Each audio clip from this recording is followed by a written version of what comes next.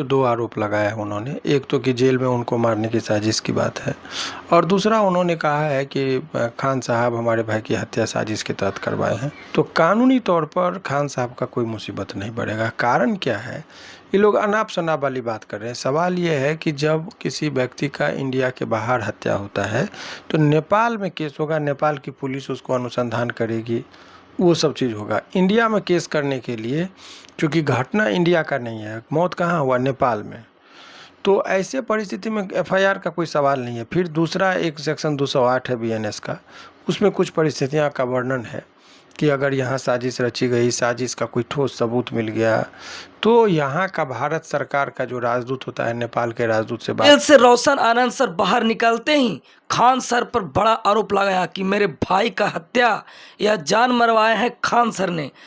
Shivnandan sir के पास पहुंचे, high court के जाने माने वकील हैं, उनसे जानते हैं क्या कहते हैं। सर सबसे पहले स्वागत है सर। जी बहुत बहुत शुक्रिया आपका भी। जी सर, रोशन आनंद सर डायरेक्ट आरोप लगा रहे हैं कि मेरे भाई का जान मरवाने का काम किए हैं खान सर। देखिए, अभी जब से ही जेल से निकले हैं तो दो आरोप लगाया है उन्होंने। एक तो कि जेल में उनको मारने की साजिश की बात है, और दूसरा उन्होंने कहा है कि खान साहब हमारे भाई की हत्या साजिश के तहत करवाए हैं।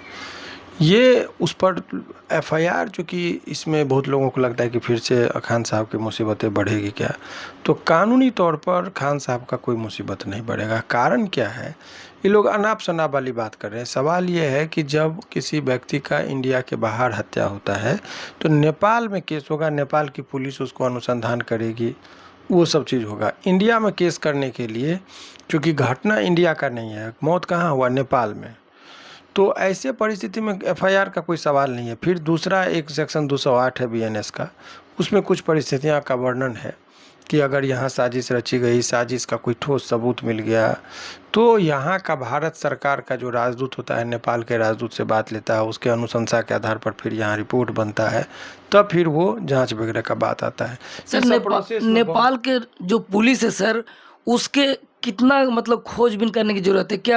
यहाँ बिहार से यानी भारत से पुलिस जाके जांच पड़ताल करेगी सर? बता रहे हैं आप, कॉमन सी बात समझिए, तब समझिएगा कि जनरली जो इंडिया में किसी व्यक्ति पर केस होता है तो भाग के नेपाल चला जाता है, क्योंकि यहाँ का इंडियन पुलिस वहाँ जाके गिरफ्तार नहीं कर सकती है, नहीं कर सकता नहीं कर सकती है। उसके लिए बहुत नियमों का पालन करना होता है।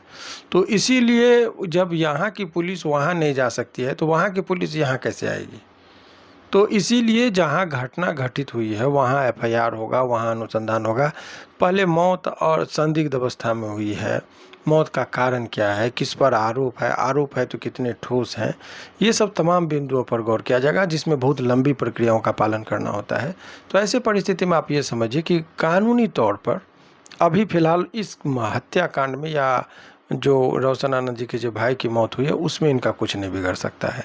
दूसरी बात, उन्होंने एक और आरोप लगाया कि जेल में उनको मारने की बॉडीगार्ड के द्वारा कोशिश की। ये कहीं ऐसा न हो कि आनंद सर को वहीं ये मुश्किल में डाल दे, क्योंकि जेल में सीसीटीवी कैमरा होता है, चप्पे चप्पे पर सीसीटीवी कैमरा लगा हुआ है, मॉनिटरिंग होता है, सिपाही होते हैं, गार्ड होता है।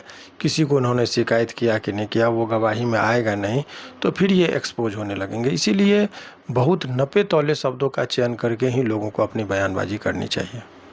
सर कह रहे हैं लोग कि खान सर को कानून काफ़ी मदद कर रही है। देखिए, वो कानून शुरुआती दौर में पुलिस से चूक हुई है, इस बात में स्वीकार किया जा सकता है। बहुत जल्दबाजी में रोशन जी की गिरफ्तारी करके जेल भेजी गई, बहुत जल्दीबाजी, इतनी जल्दबाजी में नहीं करनी चाहिए थी, वो हुआ है। लेकिन उसी को बैलेंस करने के लिए, चूँकि एक तरफ से जेल चला गया, लोगों में आक्रोश था, इसीलिए ज़बरदस्ती खान साहब पर भी केस उसमें कर दिया, गार्ड को उठा के जेल में डाल दिया, बहुत सारी बातें होने लगी।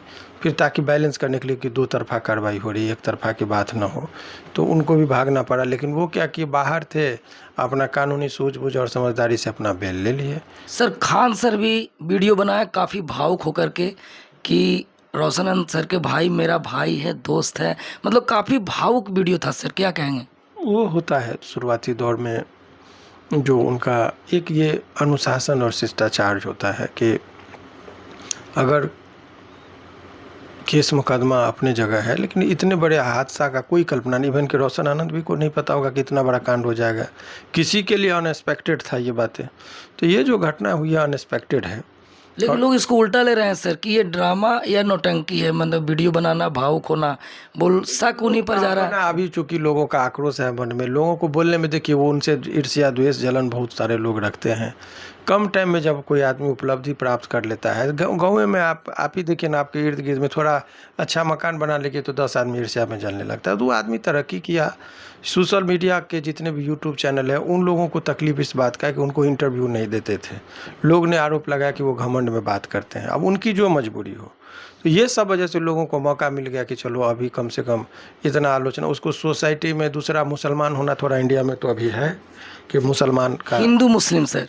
कलर जो दिया गया वो भी एक राजनीति का लग रहा है। तो ये सब चीज़ें होते रहता है, उसमें क्या। अच्छा सर, आखिरी सवाल सर कि रोशन आनंद सर के भाई का जान चला गया, अब क्या लगता है ये खान सर पर दिक्कतें बढ़ेगी सर? नहीं, खान साहब को इस केस में कुछ नहीं होगा।